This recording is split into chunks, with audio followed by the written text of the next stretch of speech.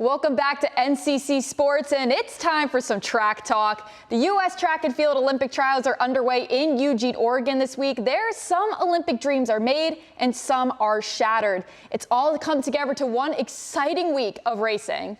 A few athletes punched their tickets to Paris already, including sprinting sensation Noah Lyles. He won the 100-meter title in 9.83 seconds on Sunday night.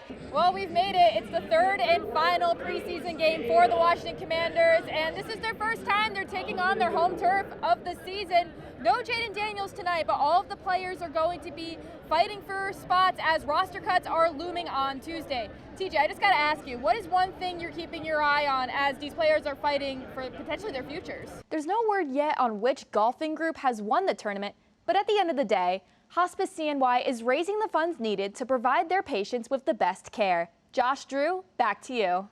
Syracuse Track and Field wraps up their outdoor season this week at the NCAA Championships. Q sent 3 athletes to Oregon this year. Benna Anderson will compete in the 1,500 meters, while Savannah Rourke and Sam Lawler are in the 10K. All 3 are pursuing a top 8 finish for first-team All-American honors. After only 2 days of deliberation, former President Donald Trump has been found guilty of 34 charges of falsifying business records. It's currently unclear what the punishment will be, but this marks the first time in American history that a president has been convicted of a crime. People often see art as a source of comfort, or safe space even. That's what makes the Everson Museum the perfect place to hold these conversations.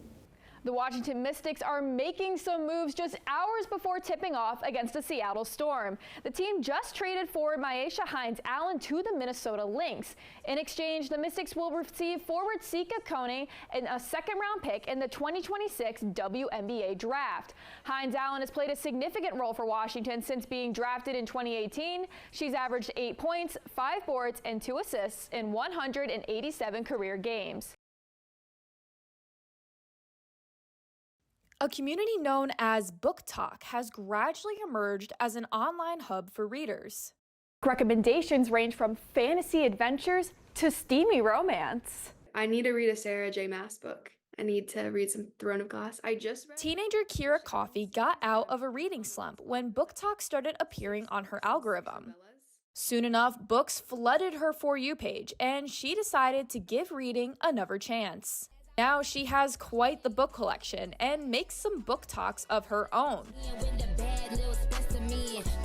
This one shows just how much her new bookshelf cost. Coffey says Book Talk offers a realm of possibilities for readers to find their next favorite book. They're so accessible books, and they're just easy for anyone to read, and they're just everywhere, I feel like.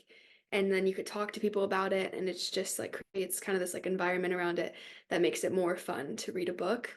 With over 30 million posts under the Book Talk hashtag, TikTok users are sharing their recommendations, opinions, some Book Talk books that I think are absolutely phenomenal, and reactions to the books they read. And Book Talk can bring readers to places like this. This is Books End, a used bookstore located right in Syracuse. It features books that are new releases and some that are over 100 years old. Owner Patrick McGrath is excited about the potential that Book Talk has to bring new generations of readers to places like this. Screens came later in my life, but then, people growing up now, it's constant. McGrath says social interaction is what's made Book Talk grow basically overnight. I think it's been helpful because if they're seeing it on there, I think it's inspiring people that want to get the tactile sensation of just having an actual book in their hand. While Coffey loves being on Book Talk, she wants to make sure that users don't forget something important about reading. Even though they are extremely entertaining, but I feel like sometimes it could push you down a wormhole of just thinking reading is for pure entertainment when it could be for so much more. A new era of reading indeed. Taylor Mascetta, NCC News. Major news out of Commanders training camp this morning as the team just traded away wide receiver Jahan Dotson to the Philadelphia Eagles. In exchange, the Commanders will receive a 3rd-round pick and 2 7th-round picks in the 2025 NFL Draft. Rumors have been swirling about Dotson ever since general manager Adam Peters took over the organization and began his overhaul.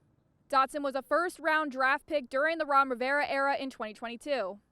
The players found out when we did, and they expressed their shock and sadness after practice this afternoon.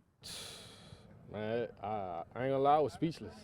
That was a weird one to expect. I didn't really expect that one. It happened so fast. Like, man, I didn't even get to see him leave, actually. Well, sure, I had saw him coming out, was getting ready to go to walkthrough. He was coming out of the locker room, so, yeah, he had told me. So, you know what I'm saying, man, good luck. You know what I'm saying, I just told him that I respect his game, and, you know what I'm saying, he's a good player, man, and he's going to have a career. So that's another name off the board for the Commanders as they get closer and closer to roster cuts. Those are happening next Tuesday. But until then, they're just going to focus on the Patriots game, which kicks off on Sunday at 8 p.m. Reporting from Ashburn, I'm Taylor Mascetta with DC News Now. It's opening day for Challenger Baseball, and a historic number of players are hitting the field. 250 are set to play this year. The team is the largest Little League program in the country for children and adults with special needs. Challenger Baseball gives all of these kids a chance to hit the mound and play ball. Executive Director Dom Cambereri says the style of play is suited for everyone. Everybody hits, everybody runs, everybody scores, everybody throws and catches the ball. The Syracuse Spartans are a local baseball team that often volunteer at the Challenger games. Pitcher Luc Boulet says that each Challenger game brings a smile to his face. They play the game like so happy. No matter what happens, they're just always smiling, laughing, cracking jokes. The players can't get enough. Jordan Canego has competed with the Challengers for over 10 years. Her mom, Jody, emphasized the importance of the league for Jordan. It's the best thing because before she started playing, she didn't want to do anything outside any sports. I forced her to come that first year, and after that, Mom, when's baseball? When's baseball? When's baseball? Challenger Baseball is in action all summer. Until next time, Challengers! Taylor Mascetta, NCC Sports.